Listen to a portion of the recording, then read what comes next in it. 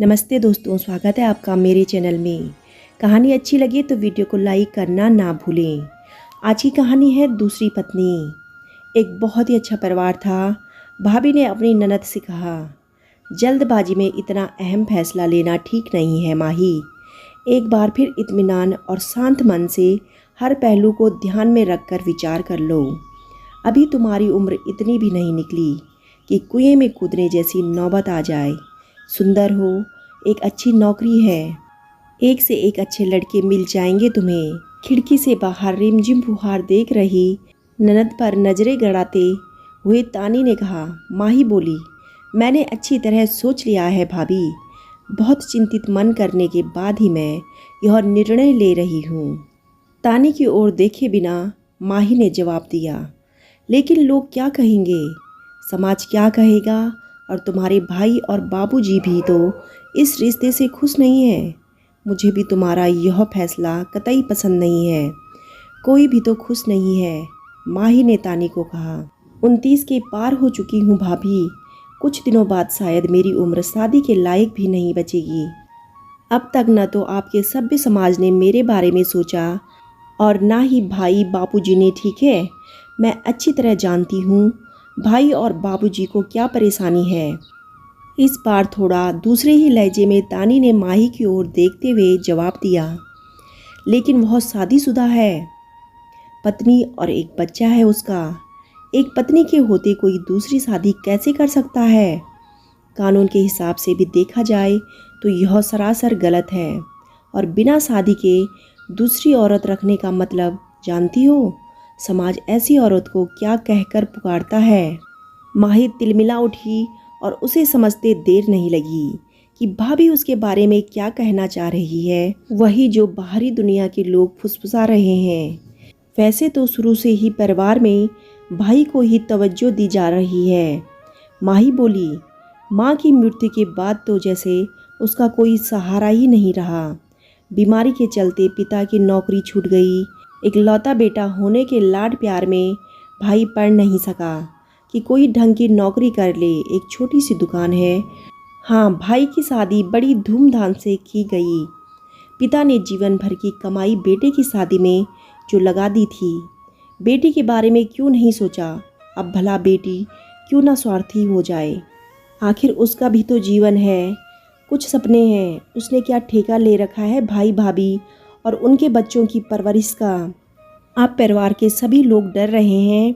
उन्हें यह चिंता नहीं है कि मैं शादीशुदा शख्स से प्रेम करती हूँ और उससे शादी करना चाहती हूँ, बल्कि उन्हें ये डर है कि आर्थिक तंगी से कैसे निपटेंगे। बच्चों के प्राइवेट स्कूल की फीस कौन देगा? महीने भर का राशन और अन्य खर्चे कहाँ से पूरे होंगे? भाई की छोटी सी दुकान के पैसों का तो पता ही नहीं चलता कि कब और कहाँ गायब हो गए। जानती हूँ भाभी, ऐसी औरत को रखेल कहते हैं। इस बार गुस्से के साथ साथ माही की आंखें नम थी। वह लगातार बोलती चली गई, लेकिन आप बेफिक्र रहिए, मैं ऐसा कोई निर्णय नहीं लेने वाली। रवि ने मुझसे वादा किया है कि वो शादी करेगा और दोनों को खुश रखेगा। आर्थिक स्थिति से वह पूरी तरह से 2 पत्नियों को रखने में सक्षम है। रही बात कानूनी प्रक्रिया की, तो हम दोनों शादी करने के बाद अपना धर्म बदल लेंगे। बहुत से लोगों ने दूसरी शादी करने के लिए अपना मजहब महज चंद घंटों के लिए बदला और अब वह पूरी तरह से सामान्य जीवन व्यतीत कर रहे हैं। और वैसे भी आपको घबराने की ज़रूरत नहीं है। मैं पहले की तरह आप लोगों का खर्चा उठाती रहूँगी। इस बारे में भी मेरी रवि से बात हो चुकी है, उसे कोई दिक्कत नहीं है। और रवि की पत्नी और बच्चे का क्या? कभी उनके बारे में सोचा है? क्या उनका जीवन पहले जैसा सामान्य रहेगा? बच्चा अपने पिता को किस नज़र से देखेगा? रवि की पत्नी और बच्चा को बहुत ज़्यादा मानसिक आघात से 3-4 नहीं होना पड़ेगा। इस बार तानी ने माही की आंखों में आंखें गड़ाकर बोलती चली गई। वैसे तो इस बारे में वो बेचारी खुद ही ज़्यादा सही और सटीक दुखड़ा बता सकी है। यह पत्र भेजी है रवि की पत्नी ने तुम्हारे लिए। माही ने भाभी के हाथ में कागज़ का टुकड़ा देख आश्चर्य रह गई। शायद वह रवि की पत्नी की एक प्रतिक्रिया के लिए तैयार नहीं थी। कुछ देर वह भाभी को एकटक देखती रही, फिर कंपकपाते हाथों से कागज़ का टुकड़ा ले लिया। न जाने क्यों यह पल उसे बहुत भारी और बेझिल लग रहा था। कंपकपाते हाथों से उसने कागज़ के टुकड़े को खोलकर नज़र गड़ा दी और उसमें लिखा था, माही मुबारक हो, तुम बहुत सुंदर हो। मुझ में अब वैसी सुंदरता नहीं बची, या कह लो कि जी भर गया रवि का मुझसे, तभी तो तुम आसानी से उसे रिझाने में कामयाब रही हो। हम लोगों का प्रेम विवाह हुआ था। ये कहना गलत नहीं होगा कि शादी से पहले भी हम दोनों में अटूट प्यार था, लेकिन अब मेरी ड्यूटी सिर्फ बच्चे और गृहस्थी को संभालने की रह गई है। रवि से अलग नहीं हो सकती, प्यार भी करती हूँ और कुछ मजबूरियाँ भी हैं। शायद तुम नहीं समझ सकोगी, लेकिन एक बात याद रखना कि तुम दूसरी औरत ही रहोगी जीवन भर, और हमेशा मेरे मरने के बाद भी सिर्फ दूसरी औरत, दूसरी पत्नी, दूसरी औरत हमेशा पहली पत्नी और उसके बच्चे का जीवन बर्बाद करने के बाद ही दूसरी पत्नी बनती है।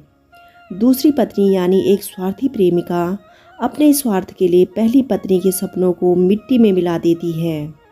सिर्फ तुम्हें ही दोष नहीं दूंगी, रवि भी मेरा जीवन बर्बाद करने के लिए उतना ही जिम्मेदार है जितना कि तुम।